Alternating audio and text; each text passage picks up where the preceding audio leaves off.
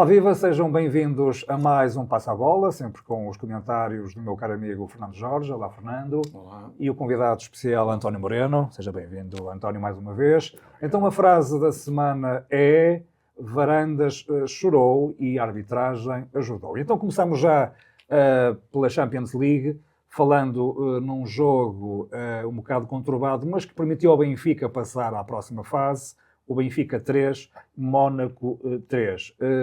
António Moreno, um jogo sofrido, sempre com o Trubin a fazer das suas, mas lá se conseguiu safar e empatar, ainda bem.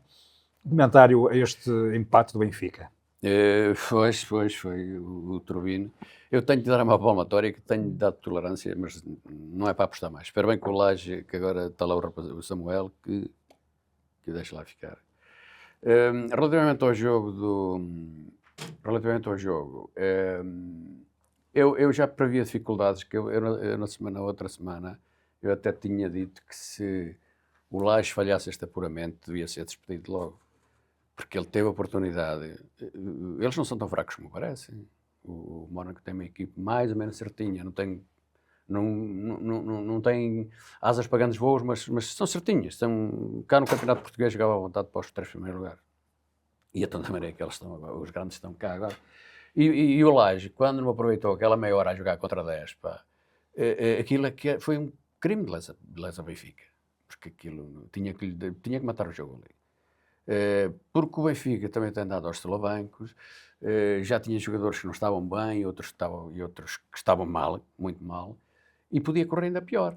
E a falta do Florentino e o Orsnes nessa segunda ponta de lança? O que é que tens a dizer sobre isso? O Florentino já se previa isso, que íamos sentir, que se ia lá sentir muita falta do Florentino. O Orsnes joga a todo lado. Até já diziam, tem uma lesão grave, vai estar 2, 3 jogos fora, meteram-lhe um raio de uma coisa na perna, pronto.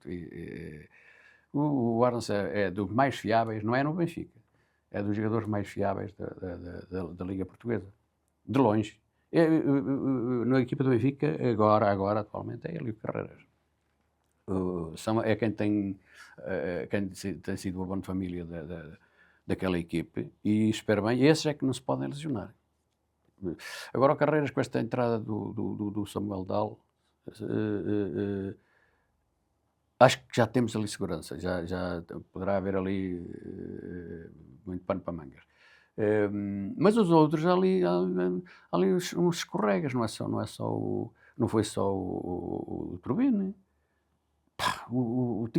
Aquele Sheldrup tinha vindo a jogar tão bem, faz um jogo miserável, pá. A correr vai uma bola, foi uma bola entre muitas, mas vai a uma que vai de avanço e podia se isolar, e um central podia ser pai dele e tem pai o dobro do tamanho, ganhou-lhe a bola em corrida, pá.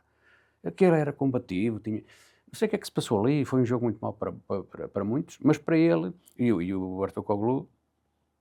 Lá marcou um golito, não é? Sim, mas tem uma biqueirada.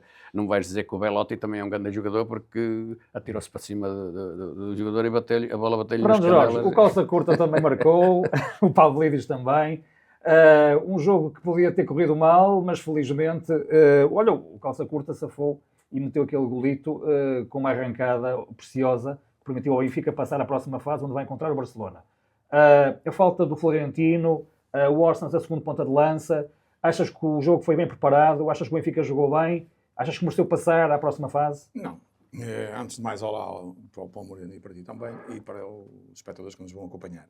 Não, eu já tinha dito aqui que o Benfica ia ser um jogo mais difícil do que o da primeira volta, onde o Benfica devia ter resolvido a eliminatória.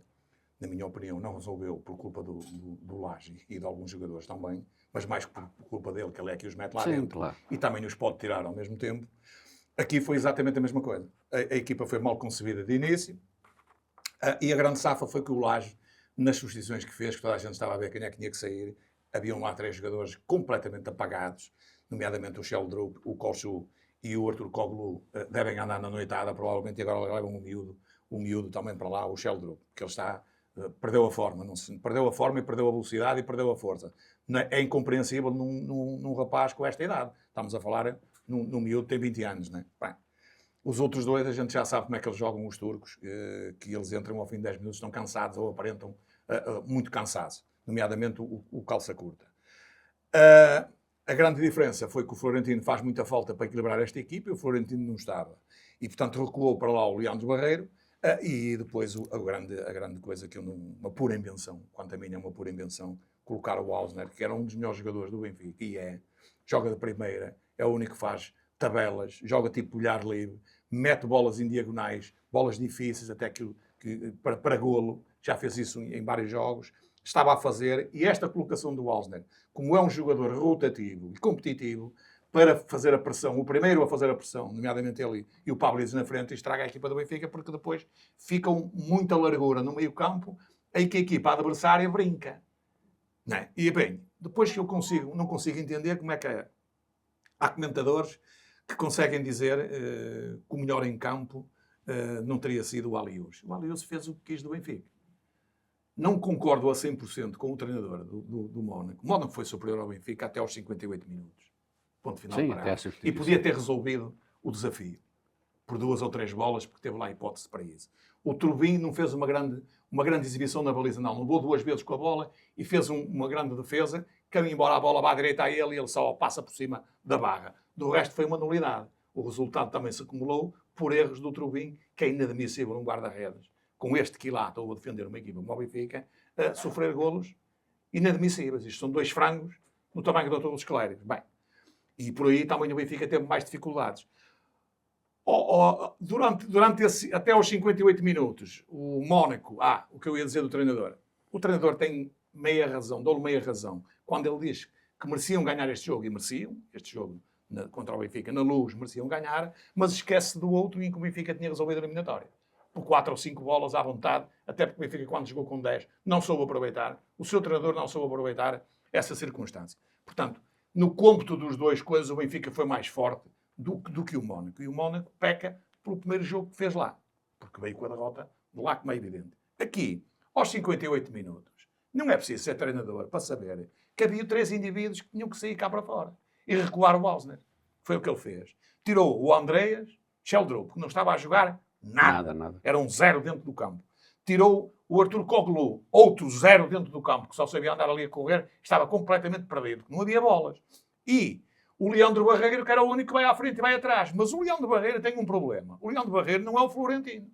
Pode fazer o lugar do Florentino, mas o Leandro Barreiro esquece. Como vai muito à frente, é mais ofensivo, quer marcar golos também, é um indivíduo que marca golos, aliás, já provou, até num célebre jogo em que fez um hat-trick que nunca fez na vida dele, no Mainz, de onde ele veio, é um indivíduo que não pode jogar ali a equilibrar a equipa.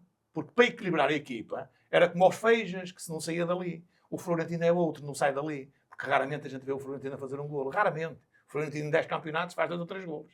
Mas é o ADN dele. E é a função para que ele está ligado no Benfica. É para equilibrar o Benfica. Equilibrar os centrais, quando vão mais à frente, ou os laterais, ir à dobra aos laterais e dobrar o meio campo e cortar as jogadas do adversário. Ora bem, este Leandro Barreiro é totalmente diferente. É um box-to-box que não está a ser bem aproveitado também, na minha opinião. E é aqui que o Lage mete o pé na poça. Bem, ao fazer estas 2 substituições, sai o Sheldrop para o Glu, entra um Samuel Dal, que é um bom jogador, e o Amdouni, que eu até nem gosto muito dele, mas prefiro o Amdouni na frente, no lugar do Ausner, para fazer a pressão à frente, porque ele também é rápido, pode meter a bola nos espaços, ele vai lá buscá-la, e também atira bem à baliza, e é aí que o Benfica começa a equilibrar o jogo, e é mais preponderante, e acaba por fazer os golos e passar esta eliminatória.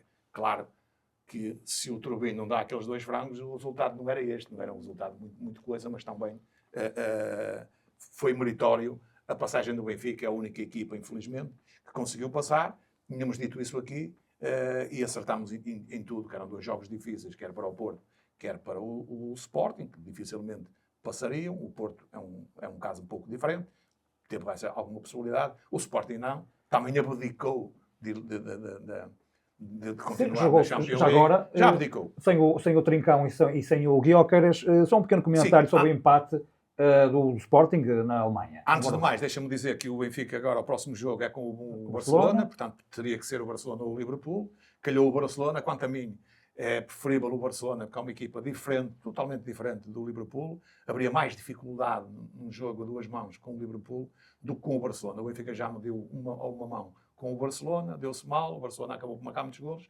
mas há a experiência agora desse jogo e o Lages, se estiver atento, pode dar aqui mais luta, não é? Embora nos 2 jogos as equipas mais fortes vão levar vantagem, porque aqui num jogo tudo é possível, até para uma equipa mais fraca. Em 2 jogos é mais difícil. Será um jogo bastante difícil para o Benfica passar a eliminatória. Pronto. Relativamente ao Sporting, não há muito o que dizer do Sporting, porque esperava-se a equipa do Sporting com as lesões que tem e alguns jogadores que teve que meter. João Simões, o Ricardo Esgaio, que tem jogado pouco, o Quaresma da defesa, o Gonçalo Inácio, o Diamond, o Conrad Arder, abdicar. Ora bem, o Rui Borges, que eu acho que não tem estaleca para treinar, e confirmou ontem nas aves, mais uma vez, independentemente das lesões que o Sporting tem, e são bastantes, mas não é por aí. O Rui Borges, ao deixar o Trincão em Lisboa e a deixar o Guiocas em Lisboa, deu uma afirmação perentória ao próprio balneário que não estavam interessados em ganhar este jogo. No fundo, o Sporting fez um jogo razoável, porque o Borussia Dortmund jogou em segunda velocidade. Porque se jogasse, metesse a quarta ou a quinta, massacrava-os. Dava-lhe aqui uma cabazada ao Sporting. Viu-se nitidamente que o Borussia, depois do 3-0 em Alvalade, isto era um jogo pacífico, à vontade e tal. Iam jogar nas calmas, foi o que eles fizeram. Não apertaram muito com o Sporting e tal. E o Sporting, mesmo com os miúdos, portou-se bem. Não é? Pelo menos não foi massacrado, não veio lá com um mau resultado, até para não denegrir a imagem do Sporting na Champions League. Portanto, um resultado agradável para o Sporting. Ainda foram buscar algum graveto, não é? Que isso também é importante. Pronto, e foram arredados sem grandes expectativas, que era o próprio treinador que as tinha. Não é? Moreno, o Rui Borges parece que não tem unhas para este Sporting. Deixou descansar o Trincão e o Gyökeres para a Liga e nem na Liga se safaram. Um pequeno comentário então a este impacto do Sporting e também já agora, passando depois para a Europa League, falar sobre a vitória da Roma sobre o Porto em Itália. O Sporting, o Fernando Jorge disse tudo. De facto, não há muito a dizer, porque o Sporting, nem sequer o Sporting quer falar do jogo, nem antes nem depois. Já estava. O jogo já estava. A eliminatória estava. Era preciso não passar uma vergonha. E para ele era mais fácil. Levou uma série de miúdos e tal, nem que levasse uns 3 ou 4 no saco, que não levou, porque depois eles também abrandaram. Os outros também não precisavam. O Borussia. Os alemães são muito pragmáticos. Se fosse, se calhar, os italianos, o Borussia também não se rolou muito com isso. E deu espaço para o Rui Borges voltar à história de afinar os 3 centrais e tal. Voltou à linha naquilo. 3 centrais na Léria, porque depois desciam os gaios e desciam, ficavam a 5 e a 6 às vezes. Portanto, é um jogo que não tem história nenhuma. Pronto, vá lá que ao menos não levaram banhada. A Roma. Não se esperava mais daquilo. A Roma é um jogo já diferente. A Roma ainda havia ali algumas coisas em causa. O Porto preparou-se bem e o Porto merecia passar. E não passou, lá voltamos nós, por causa do vírus italiano. O Porto, na minha opinião, parece que deve ser dos únicos, não ouvi ninguém malhar nisto, mas o Porto, na minha opinião, é muito prejudicado pela arbitragem.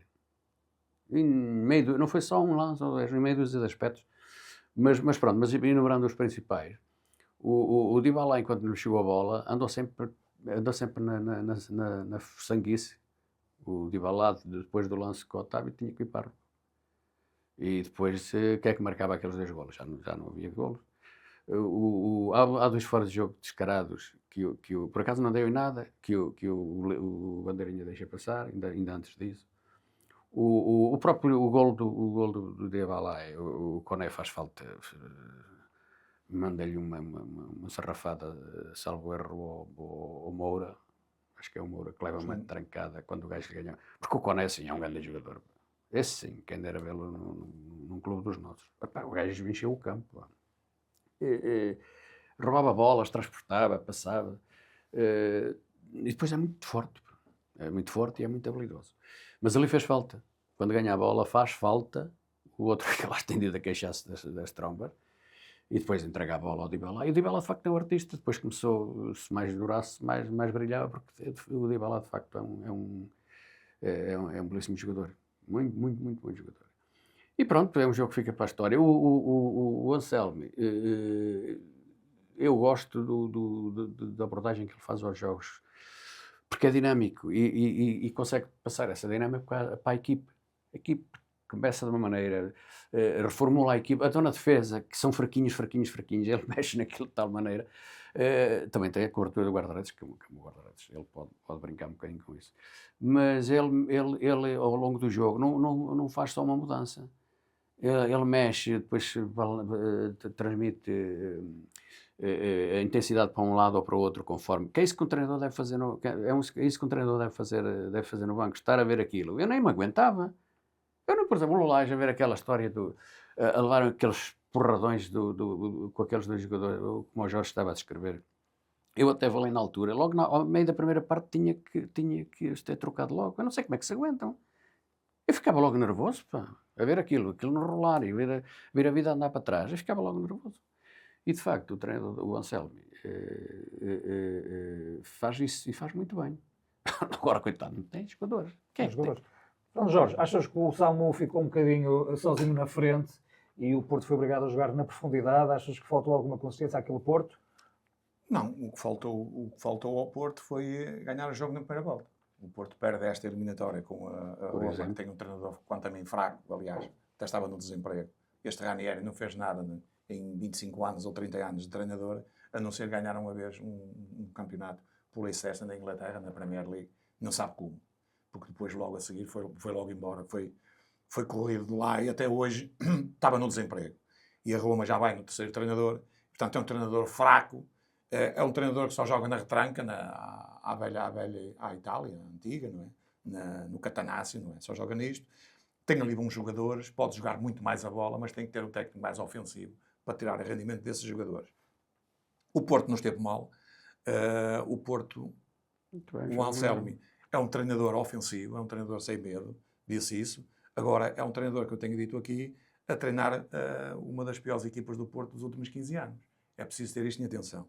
O Porto não pode ir a lado nenhum com o Tiago Jaló, o Neo Pérez e o Otávio Ataíde, porque são três indivíduos que querem sair a jogar a bola, porque o próprio treinador acha que a equipa deve sair a jogar a bola, a 2 ou a 3, e quando eles saem com a bola, até saem bem, passam o primeiro e depois entregam a bola ao bandido, como se costuma dizer, e depois em contra-ataque sofrem dos golos. Tem-lhe safado o capote muitas vezes o Diogo Costa, porque é um guarda-redes acima da média, nem sei como é que ainda cá está. Provavelmente é a próxima venda do Fogo do Porto, ainda ficarão mais fracos ou não, porque o Porto já fez algumas vendas e provavelmente vai reforçar a equipa para o ano. Com esta equipa não podem fazer grande coisa, mesmo até a nível do campeonato português, vão ter grande dificuldade o Porto a jogar desta maneira. Depois tem erros crassos aqui. Erro do Samu por falta de experiência, faz um bom golo, pontapé de bicicleta, mas depois podia ter mais um bocado de ronha e ter-se atirado para o chão, naquela situação em que ele vai, o indivíduo agarra e o indivíduo tinha que ser expulso e vinha cá para fora e o Porto aí forçava um bocado o andamento e podia forçar o resultado aí, porque o Porto já estava em cima da Roma nessa altura. O segundo erro é o Eustáquio, até que era o capitão de equipa, não pode cometer um deslize deste. E entrar desta maneira, dar uma lapada no indivíduo para ser expulso. Portanto, ele escagalhou a equipa. Não foi por acaso que o Samu fez essas declarações. Não devia fazer, mas a quente, qualquer jogador e qualquer treinador, por mais bom que seja, a quente tudo é possível. Porque eles vêm zangados de um jogo que eles viram que podia ser acessível a uma passagem do Porto. Isto esteve quase a acontecer. Depois, outro erro crasso, ou outra ajuda que a Roma teve, foi o árbitro. Porque teve duas situações, dois erros relevantes em termos de resultado. O primeiro erro é aos 35 minutos no golo do Dayabala. Porquê? Foi fora de legalidade. No início da jogada, o Cone, ao perceber a aproximação do Eustáquio, abre as coisas e faz-lhe falta. A jogada devia ser revertida, o golo devia ser revertido. Não foi. Depois, aos 69 minutos, já falei nesse lance, o Samu vai em velocidade, o Nedica agarra e ele não se deixou cair. Não é? E ficou meio desequilibrado e falhou o golo, que ele praticamente está à frente do guarda-redes, com uma baliza de 7 metros. Ok. Mas ele falhou porque ele desequilibrou. Não é ao agarrá-lo, desequilibrou. Ele se cai ali para o chão. Mas como não faz o golo, o árbitro tem na mesma que marcar a falta, não é? E sancionar Este no Dica que vinha cá para fora também. E o jogo ficava equilibrado.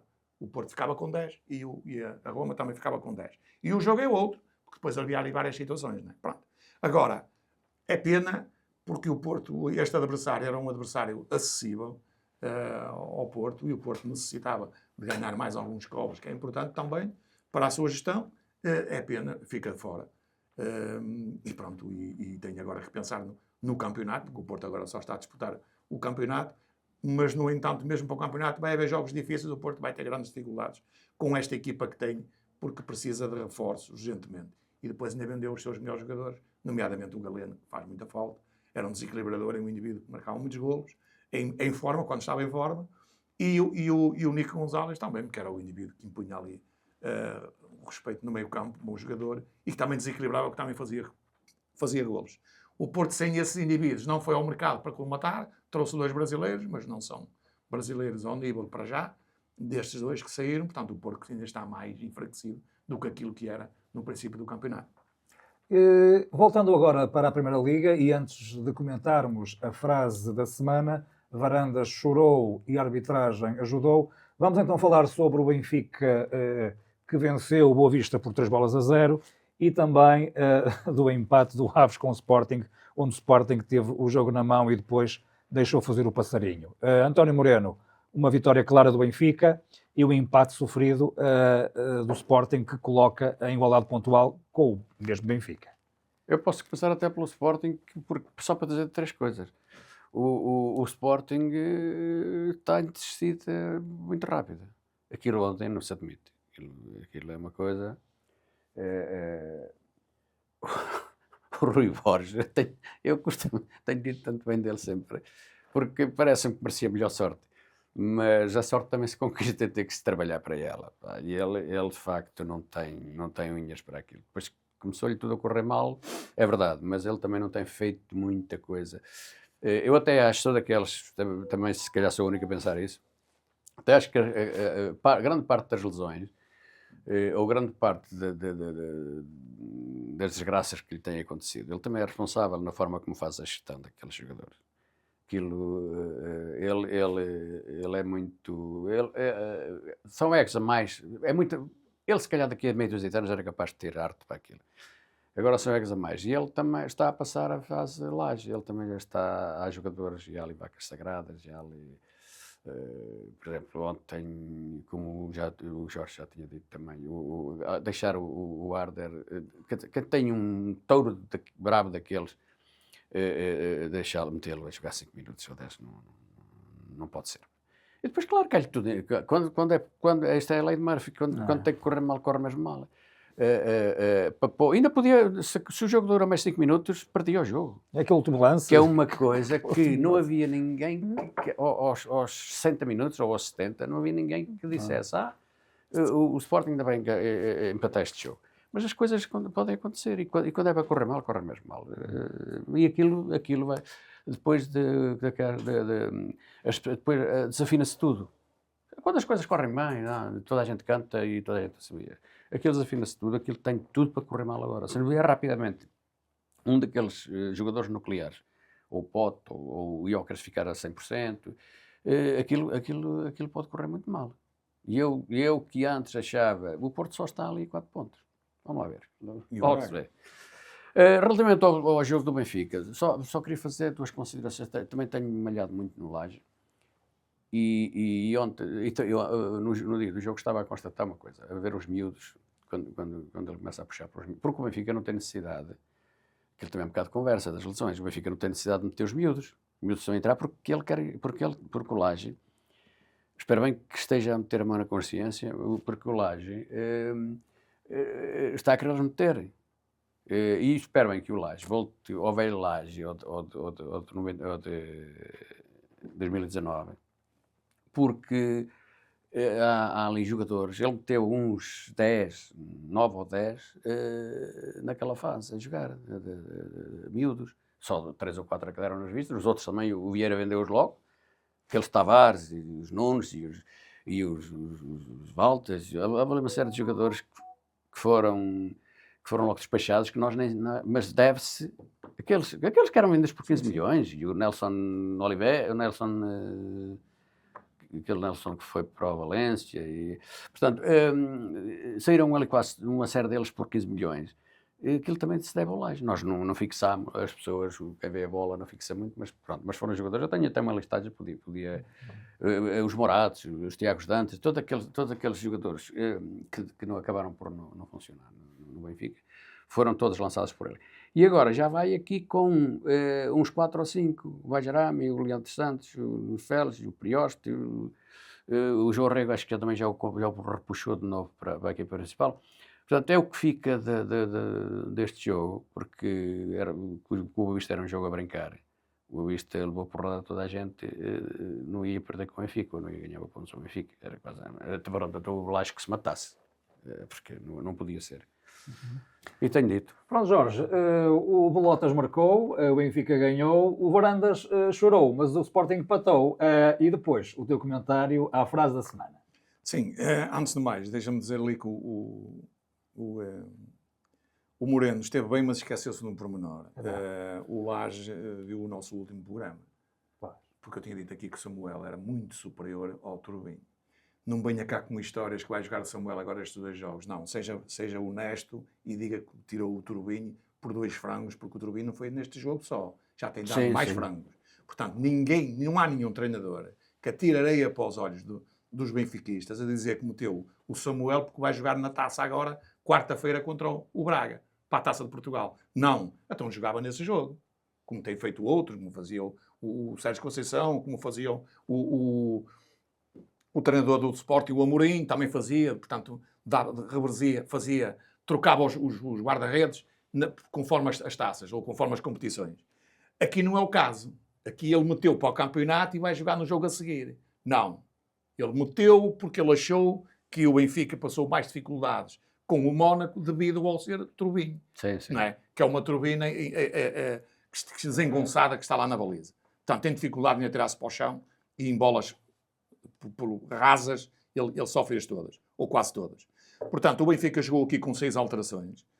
Até jogaram bem, porque também jogaram contra uma equipa, o Boa Vista, em que meteu o Moussa Koné, já não joga há 1 ano e tal. O Basseli, que foi o melhor jogador em campo, se não fosse o guarda-redes do Boa Vista, fez uma grande exibição. Este sim defendeu, independentemente dos jogadores do Benfica estarem à frente dele. E até alguns a tirar, outros também, por ele disse, falharam e ele defendeu, mas ele estava lá, tinha sido uma cabazada ao Boa Vista. Porquê?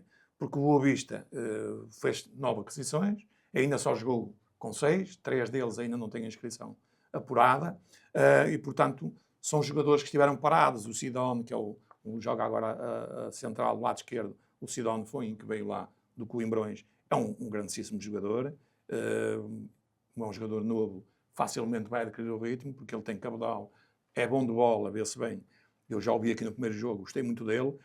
O Litskov também já não jogava há ano e meio. Viu-se nitidamente que o Benfica, quando acelerava, mesmo o Bolota, que é um jogador impetuoso, é um jogador que está visto porque é que foram buscar o coisa que é para substituir o Pavlidis quando ele não puder, porque ele é mais ou menos parecido com o Pavlidis, com menos técnica e não tão rápido. Mas é lutador, coisa que não é o Artur Cabral. Embora o Artur Cabral, eu continuo a dizer que é um jogador superior a este Belotti. Mas é um jogador com outras características.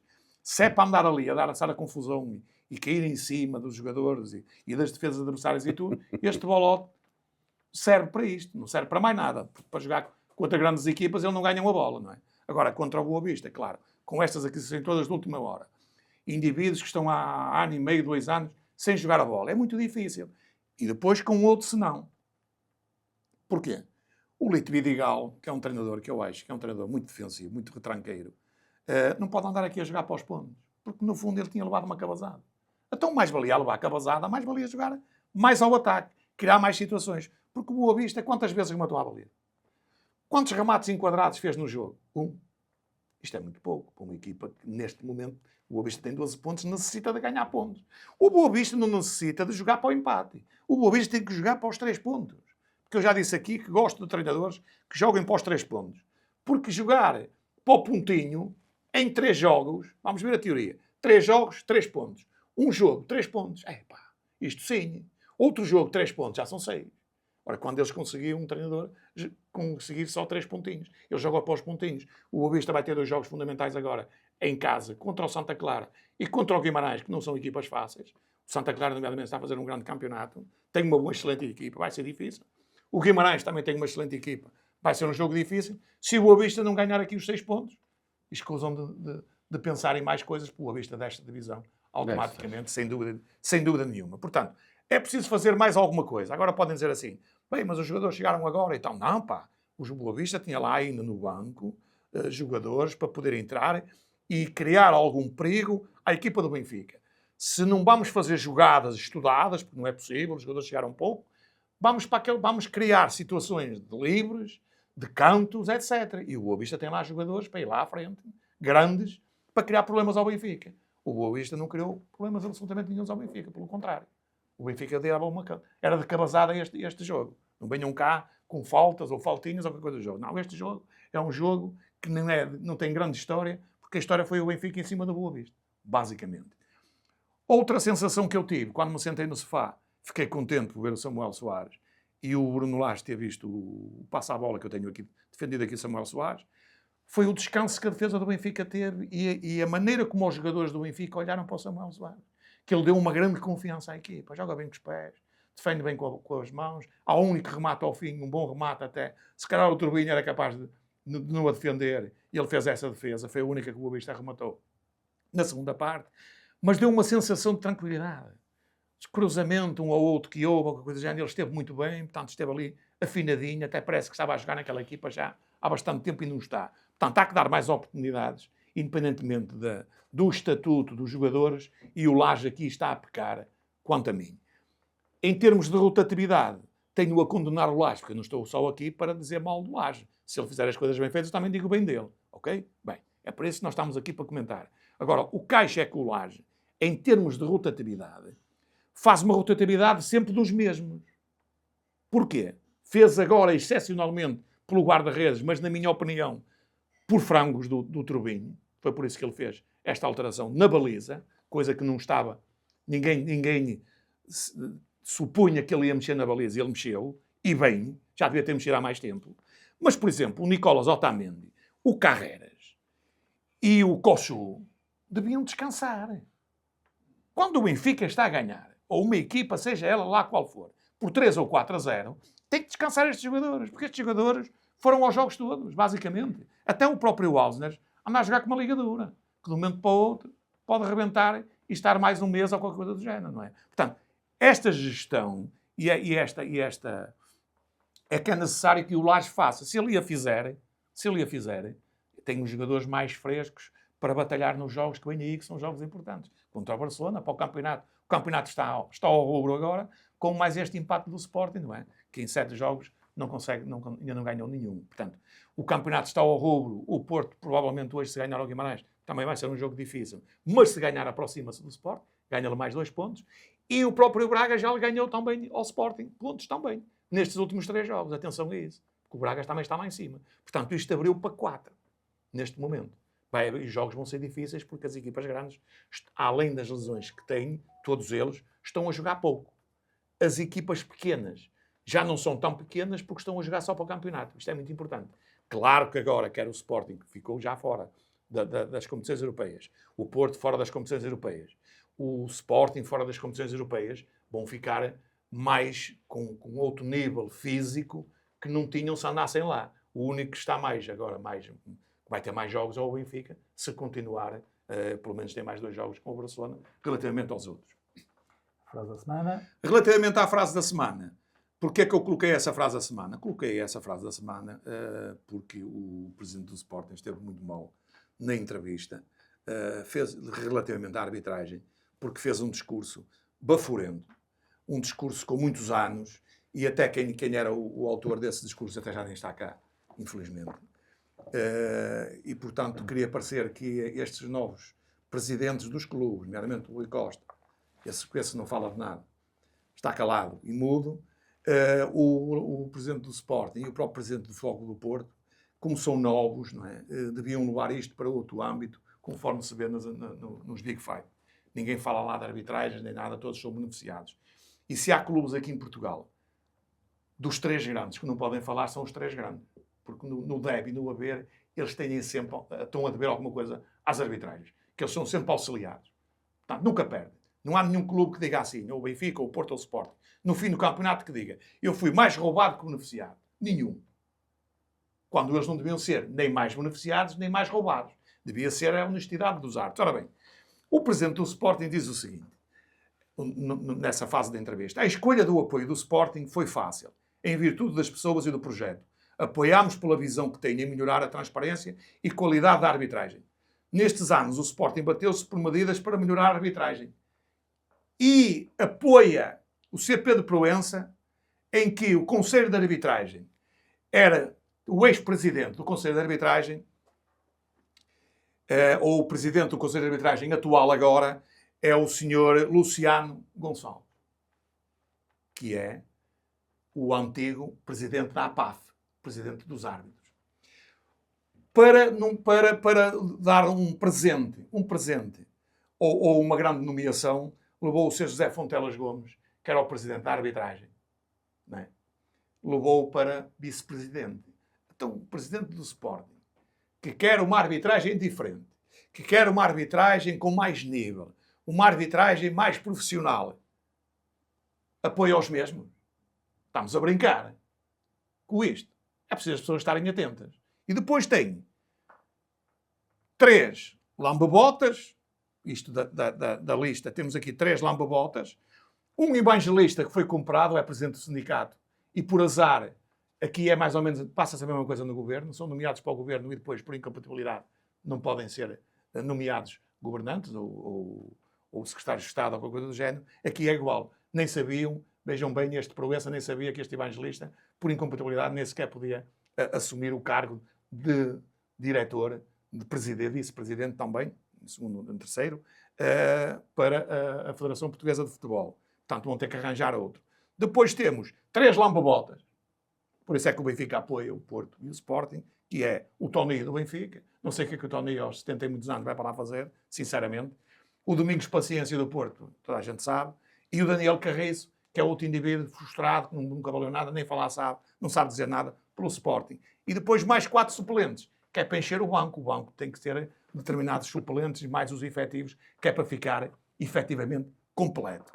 Depois tivemos uma arbitragem, um jogo em que o Sporting, mais uma vez, o seu treinador ontem comprovou, o Sr. Rui Borges, que não tem razão, quando diz que nem sequer quer falar das arbitragens nada, pode falar à vontade, porque se há clubes que tenham sido beneficiados neste campeonato e contra factos, não há argumentos, como se costuma dizer, o Sporting é um deles. Não é? Já o ano passado, no começo do campeonato, tinha uma derrota e não teve por benefício da arbitragem. Toda a gente viu esse jogo. Este ano também já teve algumas. Este jogo, o que o Sr. Rui Borges, se quer falar na arbitragem, tem que dizer que o Sporting só empata à custa da arbitragem. Porque vamos por partes. O Sporting não jogou nada, jogou pouco, fez uma primeira parte razoável, com algumas alterações, nomeadamente o Trincão já apareceu, portanto ele descansou estes jogadores. E o Sporting devia aparecer com mais força, porque ele descansou os jogadores, abdicou, que eu já disse anteriormente, abdicou da Champions League, da eliminatória, para estar neste jogo fresquinho, para não perder pontos. Não conseguiu. Portanto, isto é uma derrota do treinador, não é? Apareceu o Guioca já, ainda não está naquela forma, embora marcasse um golo, já está um pouco melhor, fisicamente notou-se, o Trincão também, e depois aqui algumas alterações, que estas é que é de lamentar. Como é que um treinador que chega ao Sporting, como chegou o Sr. Rui Borges, o Sporting joga há 5 anos, 6, com uma determinada filosofia de jogo, ou seja, com 3 centrais, e ele chega lá, abdica dos 3 centrais e quer pôr à maneira dele. Ok, tudo bem, mas tem que manter essa maneira. E agora volta outra vez a jogar a Amorim? Não pode. Porque os jogadores agora já estão baralhados, nem sabem se vão jogar a 4 ou se vão jogar a 3, não sabem, os jogadores não sabem disto. A maioria dos jogadores está a olhar para eles estão a dar aquelas instruções e os jogadores depois vão para dentro e esquecem das instruções. Portanto, ele é muito culpado da maneira como está a perder pontos o Sporting, que já esteve com bastantes pontos na frente, não é? E está a perdê-los e vai perder provavelmente mais a jogar desta maneira, independentemente de ter os jogadores lesionados. Ora bem, mas mesmo os jogadores que o Sporting tem são titulares nesta equipa do Aves. Isto é que é preciso explicar. Todos estes jogadores que o Sporting tem no banco são titulares na equipa do Aves. Portanto, quer dizer que podem jogar contra o Aves.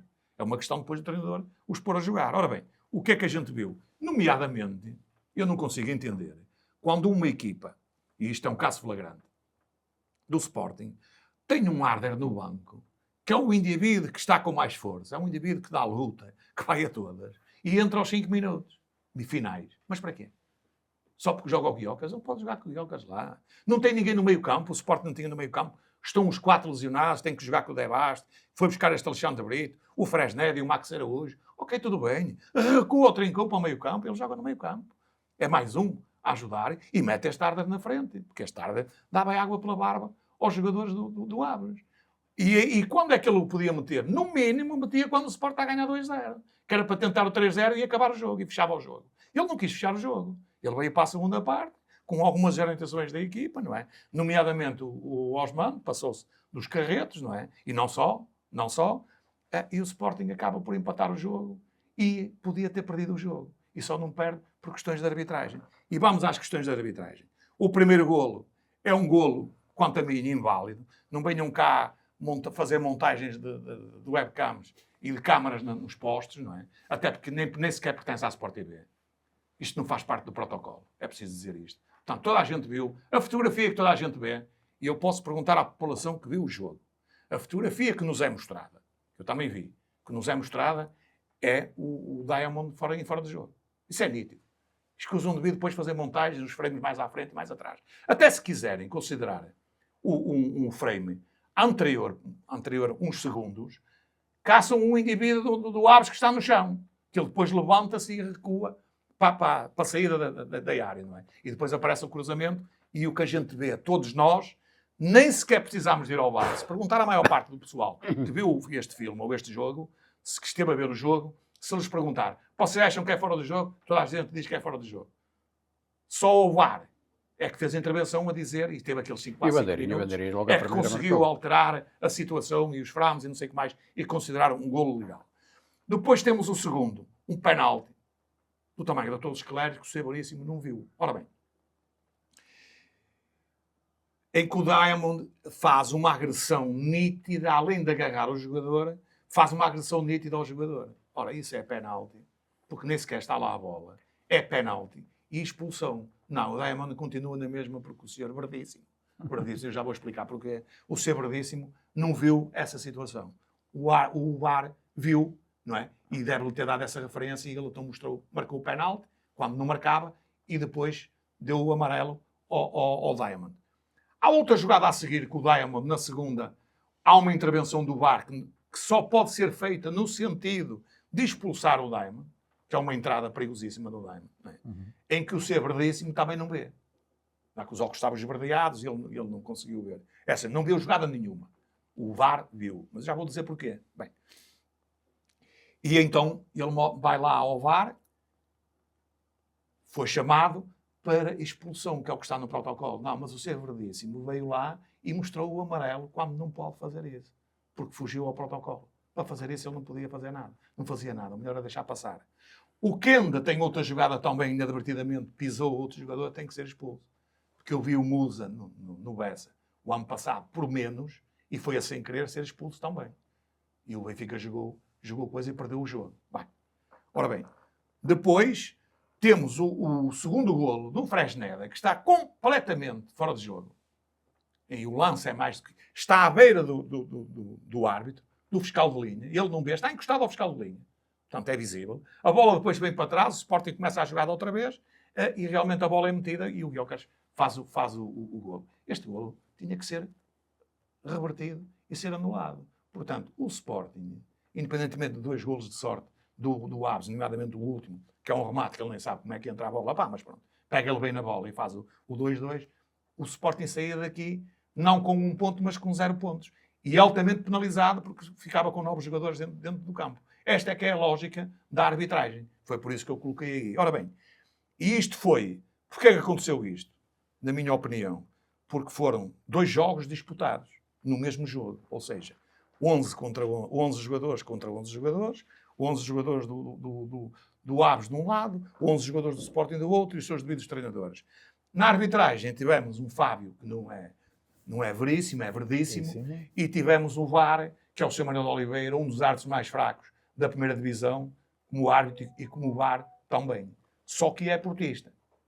E como houve estas declarações do presidente do Sporting e a resposta da estrutura do Porto, e muito bem, que até vai cortar as relações com o Sporting, atendendo à atitude, não só em termos de condenar o Porto pelas arbitragens, que está a ser beneficiado, mas também porque não deu os pêsames ao presidente Pinto da Costa, que faleceu.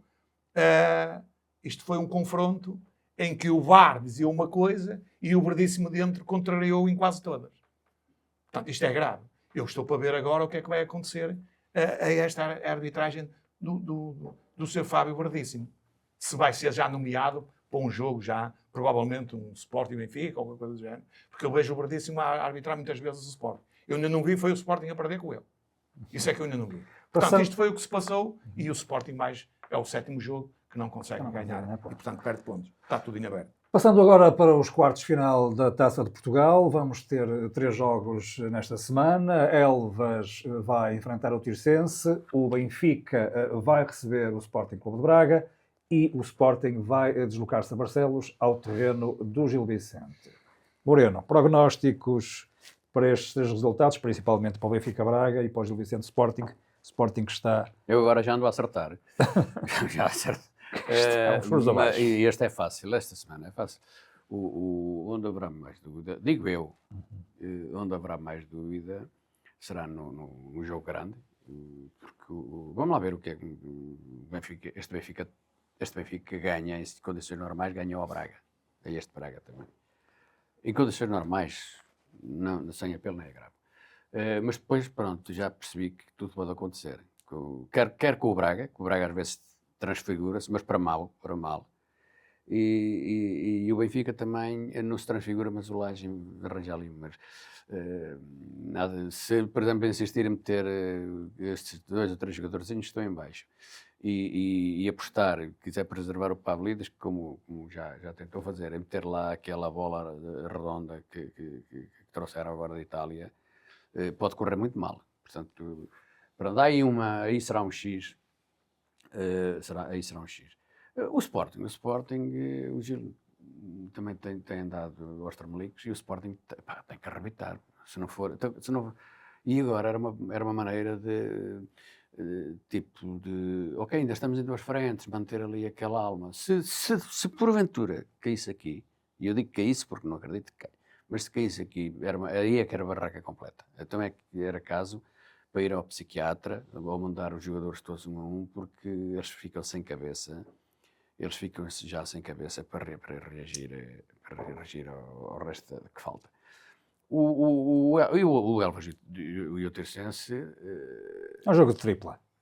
Não? O Elvas, acho que vai lá na frente, eu não tenho acompanhado, mas o Elvas vai lá na frente, tem dado chita a toda a gente. O Tirsense é mais do mesmo, é aquele jogadorzinho aqui na Zona Norte, joga-se muito à bola, são muito aguerridos, mas pronto, eu aposto no Elvas. Aposto no Elvas. Fernando Jorge, prognósticos para este Elvas que recebe o Tirsense, o Benfica com o Braga e o Sporting que vai a Barcelos, o Gil Vicente que teve uma chicotada psicológica, mas é um terreno bastante difícil e não sei se o Sporting vai conseguir vencer o Gil Vicente. O Elvas Tirsense eu também estou agora com a opinião do Moreno, que o Elvas é favorito. Perante o Tirsense tem feito uma boa época, vai na frente do campeonato. Portanto, tem todas as condições para ganhar este jogo. Relativamente ao Benfica-Braga, o Benfica no momento está a jogar melhor que o Braga não está a jogar grande coisa, mas é sempre uma equipa perigosa, é sempre contar com eles, até porque o último jogo o Braga foi ganhar ao Benfica, é preciso não esquecer isso. Portanto, tudo depende, 50% para cada lado. O Braga também aposta aqui na taça também, porque provavelmente para o campeonato não ganha, pode andar ali na frente e tal, mas ainda está a alguma distância, e tem que apostar aqui na taça de Portugal, não é? Que é importante também ganhar um troféu. O Gil Vicente Sporting é o jogo que me leva a ter algumas dúvidas. E a minha única dúvida é esta. Será que o Rui Borges vai apostar as fichas todas neste jogo, ou seja, os melhores jogadores neste jogo, ou vai fazê-los descansar para apostar no campeonato? Essa é que é a grande diferença. O Gil Vicente joga bem a bola, tem uma boa equipa. Se o Sporting não falar com os melhores, pode-se pôr a jeito. E o Sporting, a partir do momento da equipa que o Rui Borges escalonar para este jogo, já nos vai dar a indicação se ele quer apostar só no campeonato. Ou tentar apostar só no campeonato. E o tentar apostar só no campeonato é um risco. Claro, claro. Pode correr não ganhar o campeonato, já foi da Taça da Liga, já foi da Taça de Portugal, já foi da Champions League, etc. E não ganha nem o Sporting acaba por não ganhar nada numa época em que tinha tudo para ganhar. Claro, se tivesse continuado com o Amorim, volto a frisar que o Sporting já era campeão há muito tempo. Atendendo ao que está a jogar o Porto, ao que já jogou o Benfica, às oscilações que tiveram ambos e tudo, o Sporting já era campeão de certeza absoluta. Estava com 10 pontos ou mais de avanço, já estava o assunto resolvido e estava nestas frentes também. De certeza absoluta. Agora, vamos ver que equipa é que vai apresentar o Rui Borges. Se apresentar os melhores, o Sporting é favorito. Se jogar na dúvida ou em lançar para lá alguns para poupar outros, o Sporting pode ser eliminado desta fase da Taça de Portugal. E o Varandas, e se for eliminado, o Varandas vai continuar a chorar. E assim termina mais um Passa a Bola, sempre com os comentários do meu caro amigo Fernando Jorge. Obrigado, Fernando, pela tua presença. E também o convidado especial, Moreno. Obrigado por teres cá estado. E então, recebam um abraço amigo, continuam a ver o Passa a Bola, coloquem like em baixo e até a uma próxima oportunidade. Obrigado e boa semana para todos. Para todos.